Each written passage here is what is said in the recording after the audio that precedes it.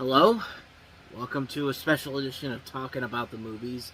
This is, of course, the show where I take a look at the biggest new releases of the weekend and some sad news to report this weekend in the world of entertainment as we're coming on to the air today. The R-rated raunchy comedy has died at the age of 48 years old. On Friday, two R-rated comedies released on the same day with the hopes of not only bringing comedy, quote, comedy back to theaters, unquote, which at this point they've been saying for every comedy for years now, the last couple of years in particular. So, needless to say, I think it's back. The problem is, nobody's coming out to see these movies, but also, they're trying to be counter-programming to two of the biggest hits of the year, Spider-Man Brand New Day and The Odyssey. That did not happen with either movie, and once they both made it to theaters, there was no hope left for the R-rated raunchy comedy, and the plug had to be pulled. It was a tragic, tragic event. Yeah, I'm literally doing this intro because, this really, in all honesty, yes, this is not really a serious tragic event, but in a way, it's unfortunate because 50 years worth of raunchy R-rated comedies have subsequently died this particular weekend for not one, but two double whammies in terms of ruining a once great genre. I mean, the R-rated raunchy comedy goes all the way back to the 1970s. It began to take shape in the mid-1970s, starting with such films as the cult hit Kentucky Fried Movie, made by a lot of the people who make some of the greatest comedies of the next 15 years, the Zucker brothers, and of course John Landis, which ties into the birth of the R-rated raunchy comedy craze, which really began with 1978's National Lampoon's Animal House, one of the great comedies of all time, and one of the first movies that made people realize that, hey, this John Landis guy is a really good, hell of a director. And it continued on through much of the 1980s with classics such as Caddyshack, Porky's, Fast Times at Ridgemont High, Revenge of the Nerds, National Lampoon's Vacation, Bachelor Party, Weird Science, and a plethora of cult favorites, too many to mention in this one segment here alone. But there was a point in the 1990s when the raunchy comedy started to die off a bit. In fact, there was about maybe almost 10 years before we got the next generation of raunchy comedies. It really began with the Farrelly Brothers movies, with Dumb and Dumber and There's Something About Mary becoming the big hits that they were, as well as the success of American Pie at the end of the decade. It seemed like the R-rated raunchy comedy was on its way to making a comeback just in time for the next century, the 21st century. And while the sequels to American Pie and cult hits like Road Trip, The Girl Next Door, Wet Hot American Summer, and How High started the 2000s off very promisingly, a man by the name of Judd Apatow came into the picture and started to make his presence known with hits like The 40-Year-Old Virgin, Knocked Up, Superbad, Pineapple Express. And just like that, the R-rated comedy was back, with classics like Tropic Thunder and The Hangover also bringing the genre back for a modern generation. The 2010s continued to prove to be successful too for the raunchy comedy genre, with films such as Bridesmaids, Ted, Bad Teacher, 21 Jump Street, This Is the End, and Neighbors becoming bona fide hits. And then we got to the second half of the 2010s, and the raunchy hits became more misses than hits, and some of them even turned out to be downright awful. You weren't getting a lot of films like a Ted or a Bridesmaids, like those type of comedies. You were getting stuff like Dirty Grandpa, Why Him, Action Point, Sex Tape.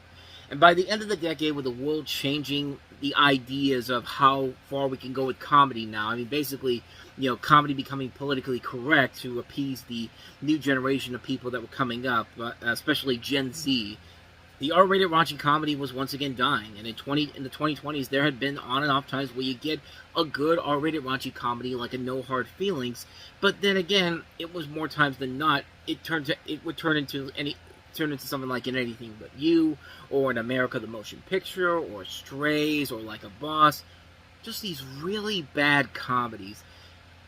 And then you get to yesterday, August 7th, by the time you're watching this, it'll be 2 days ago, you get not one, but two R-rated comedies that fall on the same day, and they both fail because of the way that people think raunchy comedy is nowadays. Raunchy comedies are supposed to feature offensive humor, gross out humor, sex humor. I mean, that's what made those comedies work back in the day. The problem is, Hollywood is listening too much to what Gen Z wants. And because of what Gen Z wants, they want it to be safe, they want it to be marketable, but, the studios won't admit that, this is not the way that you used to make them back in the day. And that's what happened with these two films we're going to talk about here, because they play it too safe, they play it too marketable, they're not raunchy at all, especially the second movie we're going to look at here. Hardly any sex in any of these movies, or offensively placed humor. And even then, it's the safe humor, where it's just like, oh, we don't want to offend anybody, like that type of thing. It's just like, the world is basically more triggered if you even try to take a risk, so just play it safe, or better yet, here's a good idea, just don't make the fucking movie at all. So yeah, this has been like a near 6-minute rant here to basically talk about the two films I had to sit through today, which are fucking terrible. That's the thing you should take away from this. The whole point of this is that the two films I saw today were fucking awful. They're awful, and they're awful because they play the same game. Pretend to be crude and raunchy to entice people in the marketing, and then when they're in their seats, just pull the con from them. Give them nothing in return. Ordinarily, that should be enough to make you say, well, gee, maybe we should stop making these movies. But the studios are saying, no, we want to keep going with this. We want to keep making this. We want to keep making these movies, even though we can't make them the same way they did back in the day. Should I keep going? I certainly hope so, because that's why you're clicking on this video here. So, let's get to it. Let's delve more into this, shall we? Let's talk about how the R-rated raunchy comedy is dead by taking a look at the two big new releases this week. I'll start off with the least bad of the two movies that we have here. So, let's start with Super Troopers 3. So, Super Troopers 3 is, of course, the third installment of the Super Troopers franchise, which began back in 2002. And, they made a sequel 16 years later, which, the first Super Troopers movie was a fun movie. It was funny, it had a lot of good moments to it. And Super Troopers 2, honestly, was not as bad as I thought it was going to be. It's definitely not a great movie, but it's about on par with the original film. So I went into this with a little bit of higher expectations. Yeah, it's been 8 years since the last movie, but you know what?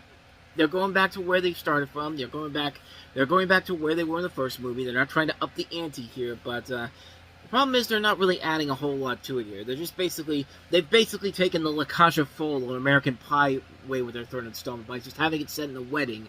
I just talked about La Cage aux Folles 3 yesterday on Time About the Movie's Flashback, but in this movie, when Farber's wildly over-the-top Indian engagement to Thorny's sister, played by Hannah Simone from New Girl, spirals into chaos, the Super Troopers must navigate Thorny's schemes to break up the relationship while trying to crack a pernicious new drug ring, all to save the day and maybe the wedding itself.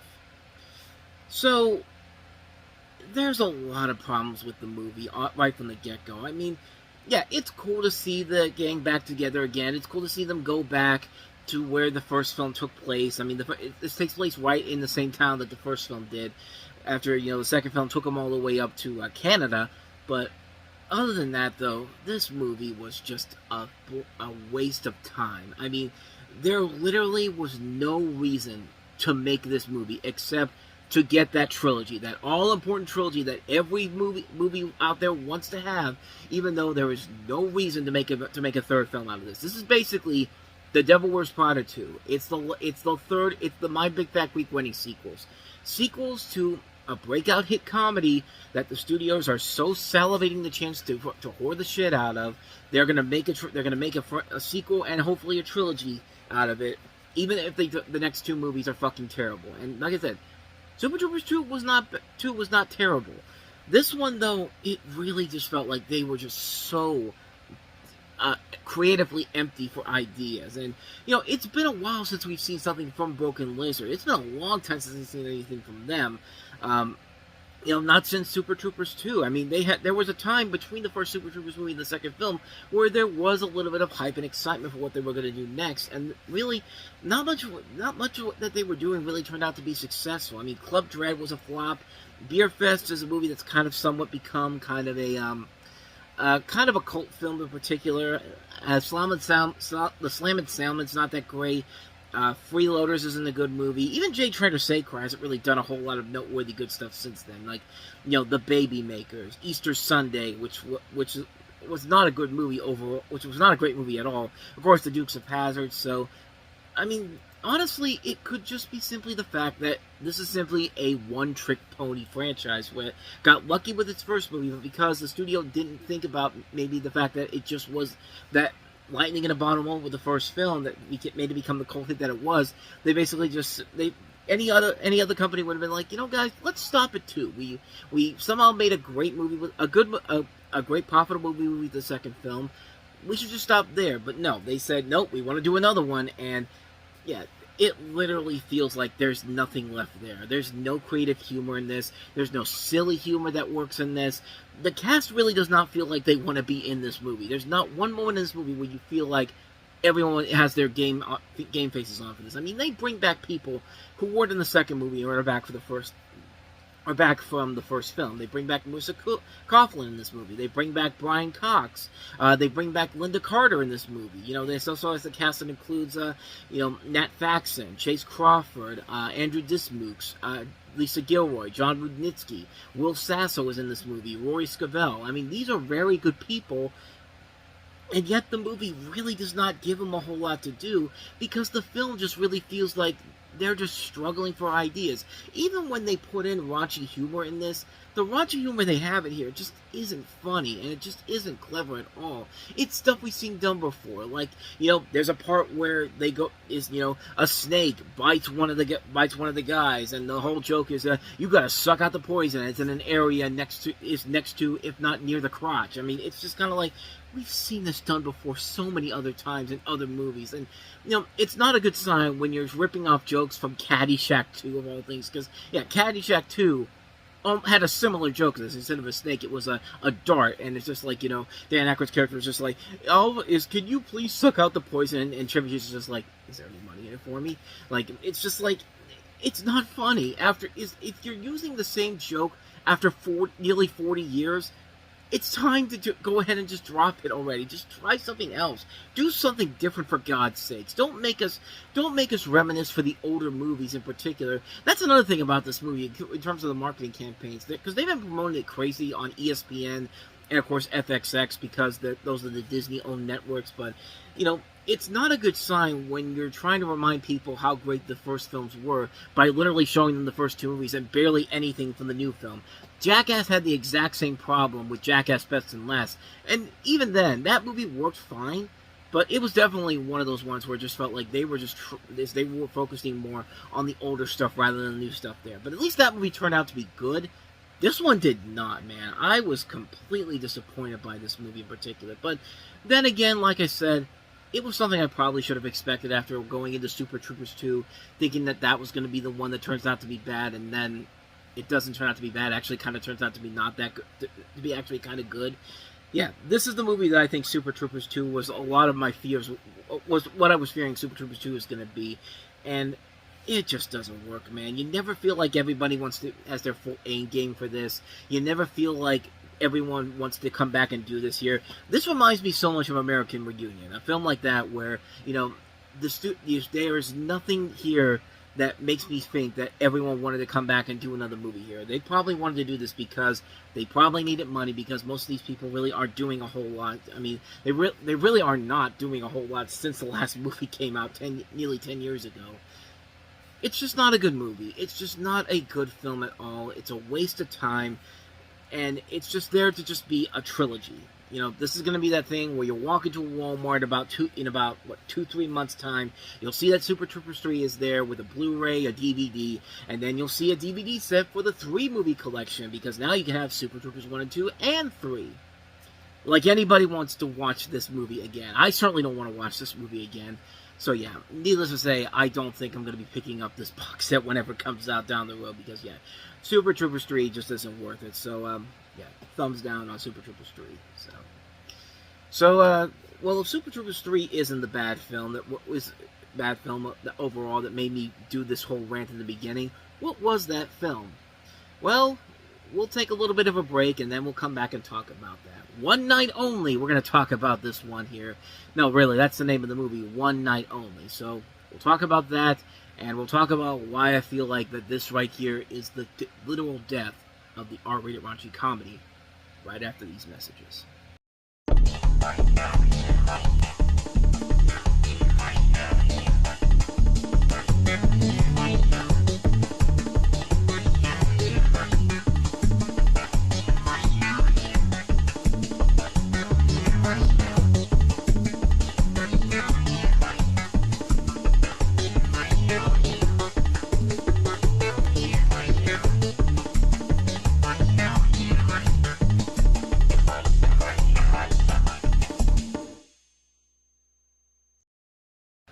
Well, technically, it's not really messages, but, just a little thing showing you some of the movies that you could be seeing in theaters right now, besides wasting your money on these films, which, again, probably a lot of you are, because, yeah, you're not going to compete with Spider-Man or The Odyssey with the two films we have today, but, at least Super Troopers 3, I can kind of understand why you make it, because it's a name brand. Even if it's not as name brand as some of the bigger franchises out there, people still love Super Troopers overall. So I could see why that movie was made. And I could see why a film like One Night Only was made as well, because there is a good hook and an idea with it. The idea of this movie, the premise of the movie simply is this. You have a movie where the basic plot of the film is that, it's kind of like The Purge, except for instead of one night of the year, people can just be as violent as they want to. For one night of the year, you can have premarital sex. You can have premarital sex, and it's set up in this dystopian future overall. And on paper, that sounds like an incredible idea, a satirical comedy in the style of The Purge. In fact, that should be what a Purge parody should be like here.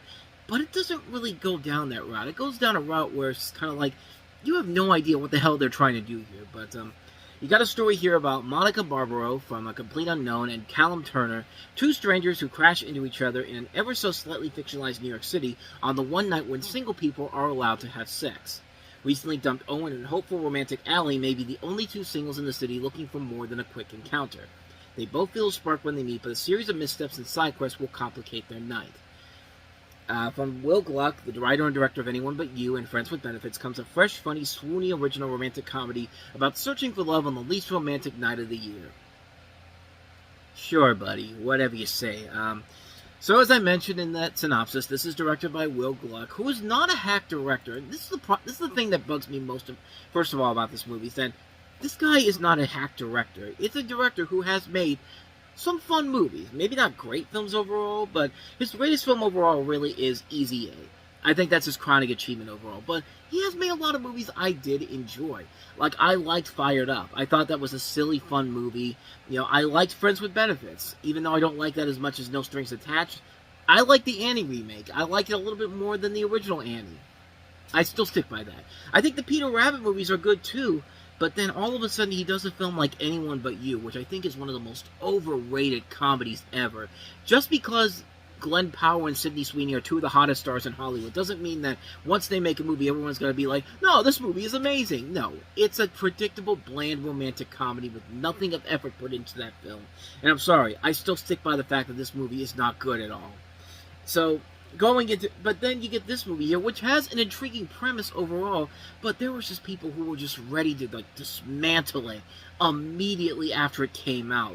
Immediately before it came out. It's just like a movie about a movie where you can only have sex one night of the year if you're not married? Preposterous! It's just really? We have so many movies out there that have high concepts like this, and yet this is the one where you basically go, well, this is just plain ridiculous. Look, this movie, people were coming out early on ready to trash on it. They were ready to hate it, and, I was one of those people that was saying, dude, you don't know what the hell you're talking about here. You gotta give the movie a shot here. It has a good premise to it. These are two likable actors. I like the ideas that they're going with here.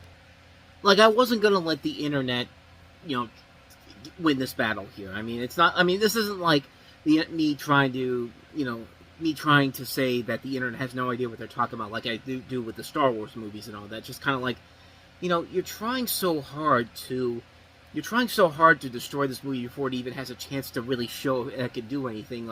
You guys are acting crazy here. You got to give the movie a shot. But after watching the movie, it pains me to say this, but God damn it, I hate it when the internet is right, man, because, yeah, this movie was bad. This was really, really awful. And,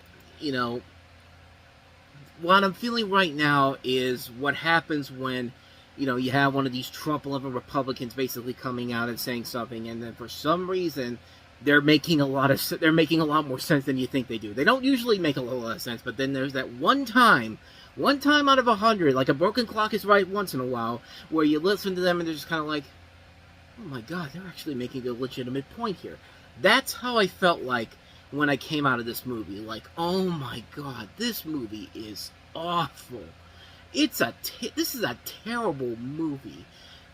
And let's start with the smaller problems in the movie. And I think the smallest problems really come from the two lead actors. Monica Barbaro, I liked her as in Complete Unknown. She was also in, I believe she was also in, okay, maybe she wasn't in Night, so maybe I'm thinking of somebody else. But she's been in a lot of good movies. I just saw her in Crime 101. I thought she was great in that. I liked her in Top Gun Maverick. There's been, she started her career off in films in the Chicago PD series, the Chicago franchise. She was in the Schwarzenegger series Fubar. Callum Turner is a very good, promising actor. I've seen him in a couple of movies. I saw him in he was one of the few things I actually kind of liked about the Fantastic Beasts sequels, playing the brother of Newt Scamander. He's actually a pretty good actor overall here. I mean, these two should have some good chemistry here, and it's just not in this movie, man. Like, these two really do not have a connection that works to their advantage whatsoever. I never really felt that with them. And if your romantic comedy does not have a good romantic couple that can carry a bad film all the way through. I always say that even the most predictable romantic comedy out there can still work as long as your two leads work together very well and have great chemistry. And sadly, I don't feel that in this movie at all. And, and not only them, but this has a really good stacked cast. Molly Ringwald, LeVar Burton's in here, Julia Fox, Maya Hawke, who there's some idea that she's actually connected to the character she played in Anyone But You. You also have people like Zoe from the Showtime series, from the Showtime talk show she was on, Bobby Cannavale, Pete Davidson appear in this movie. There's a lot of really good people in this movie, and there's a really good idea here, too. Like, there's a really good concept of, let's do sort of like The Purge, except instead of it just having be a night where people commit violence, let's have it be singles. That's the one idea you get to have sex. I think that's a really good idea, and that's an idea that really could work. But that leads into the biggest problem with the film, and that is the script. That's the script, where, I think I'm starting to realize that if a script is on the blacklist, the blacklist is the thing where you have the best produced screenplays in Hollywood on this list here, and this was at the top of the list in 2024. And sometimes you get a good movie on that list, like some of the most recent examples. Forbidden Fruits Forbidden Fruits was on there. Air, the Ben Affleck movie, was on there. Challengers was there a couple of years ago. But then you have a couple of movies that aren't that great, and sometimes they're just downright terrible. Notable misfires include stuff like A Big Bold Beautiful Journey, the Margot Robbie movie from a couple of years, from last year. Flight Risk. You also had The Woman in the Yard. I'm reading some of the lists from past ones here. The Family Plan was not a very good one. Was Lift the Kevin Hart one? Yeah, Lift, the Kevin Hart movie, the Kevin Hart action comedy. Him, the one with the Marlon Wayans movie. But this was a movie. This movie really was one where it really should have felt like, when you're on a list of the best produced screenplays out there, you should not try to fuck it up. And for some reason, they tapped this over to a guy who is the only credited screenwriter for this, Travis Braun, who he did a lot of he wrote this. The director did a lot of uncredited rewrites, including making Monica Barbaro's character a singer. And this guy, I don't think, has ever written the script overall, and I don't know. And really, we don't really know if it's his fault. This was. I don't know if this was actually. I should probably see if it was his first screenplay.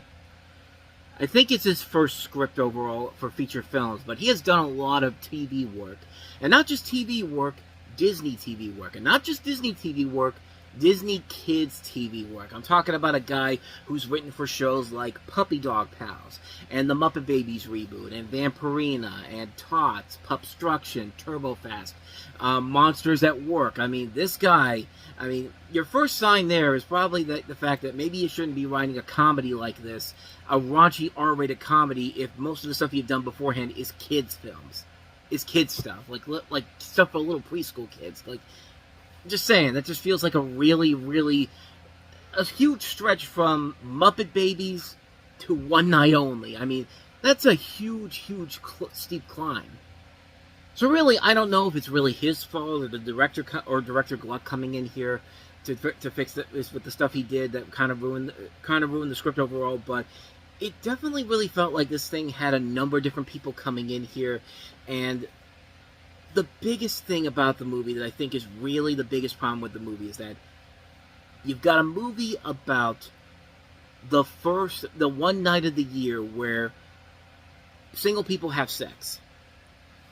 And then you cut out all the sex and the nudity from the film because test audiences reacted negatively to it and felt it distracted from the protagonist's love story. This is what the director said.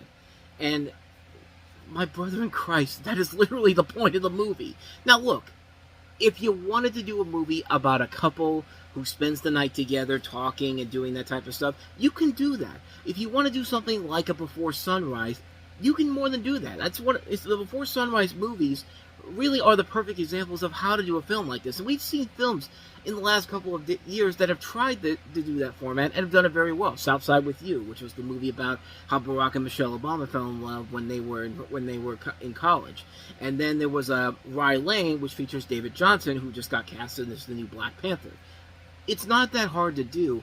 And you could do that while also having the raunchy comedy that you expect from a movie for a movie about sex, and you decide to take it out of there. That makes no sense. I don't care if Gen Z doesn't want to see sex on the big screen. Like, if they don't want to see sex in their movies on the big screen, then why are they so fine with that on television? Why do you have shows like Polite Society or The Hunting Wives that are more than okay to show, the opposite sex having sex with one another? I mean, those shows are perfectly fine, and that's not really the main focus of those shows and what makes them great. But it's just kind of like, yeah, people talking about those shows, and yet they make no big deals about the stuff in there, unless those people are just not even watching the shows, or just texting somebody, or texting their boyfriends, talking to their spouse, their significant others, that type of thing. But it's just like, cutting out all the sex and the nudity from this in a movie where you're supposed to have this happen makes no sense whatsoever. So why is this even rated R?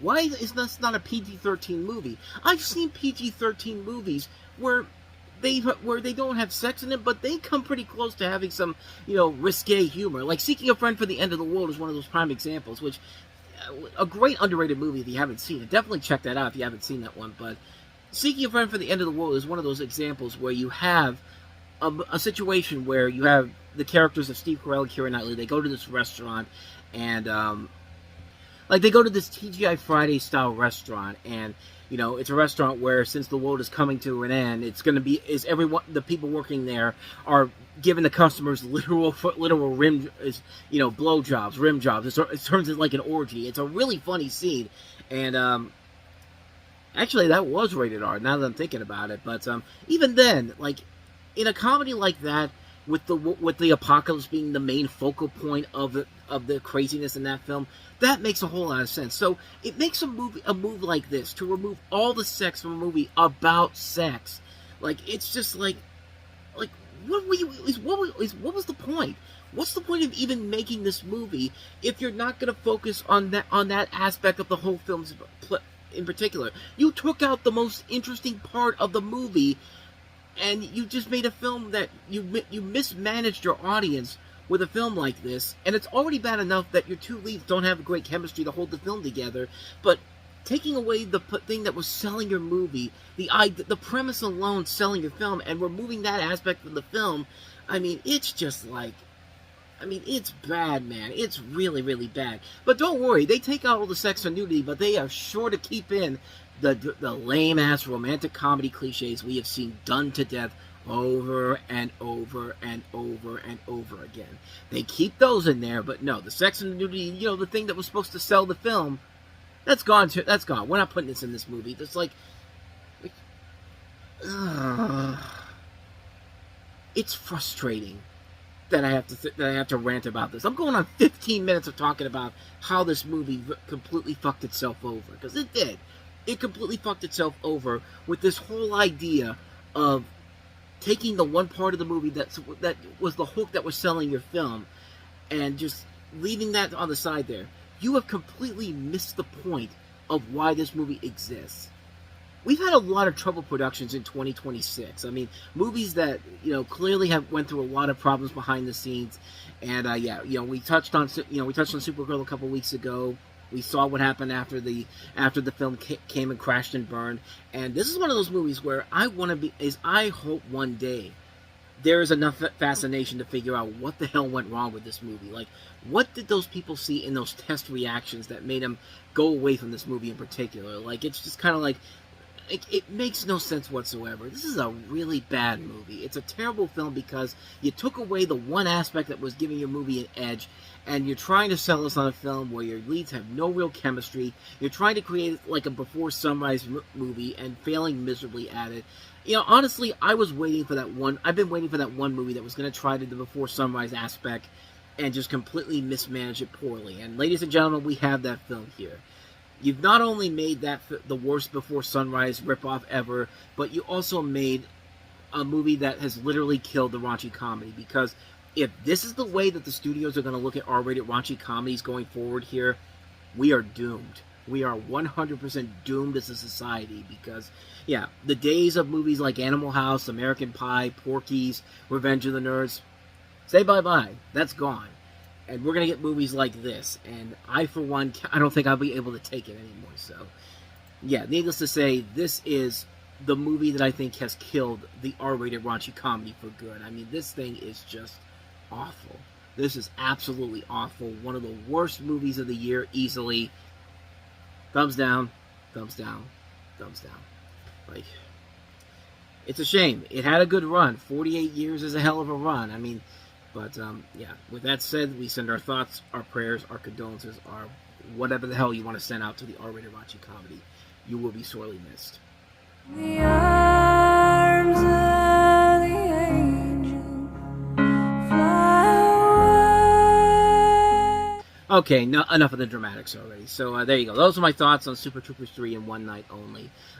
If you saw those movies, do you agree with me? Do you disagree with me? Please let me know down below. I'd like to hear it. And also hit that like button, subscribe button, notification button. So we'll hopefully try to get back on track next week because we have the end of Oak Street, which, a movie where you have a family trying to survive their neighborhood that has been ripped off and, been taken to a completely different world where dinosaurs exist. And directed by David Robert Mitchell from It Follows, and also produced by J.J. Abrams. A movie that should work. But then you find out today that Warner Brothers literally released a video promoting the film using an AI-generated dog. I'm not even kidding. That's literally what they did. So we could be in some trouble in August. I mean, if this is the way we're starting off, and then we're getting movies that are using AI-generated animals to promote their films, this could be a very, very rough August. So... hey, we'll get through it together, but thank you so much for watching this. I hope you enjoyed this. I hope you enjoyed the effort I'm putting into this video, because, yeah, I mean, how can I not do something this elaborate when you have not one, but two really awful R-rated comedies on the same day, and one that I think is just the killer for R-rated raunchy comedies from this point forward, so... But if you want to hear what I have to say about Spider-Man Brand New Day, check out the video in the corner, and check out our playlist as well to see some of the other reviews I've done here, so... With all that said, I will see you guys next time. Thank you so much for joining me on this, and thanks for watching. I'll see you next time. Take care.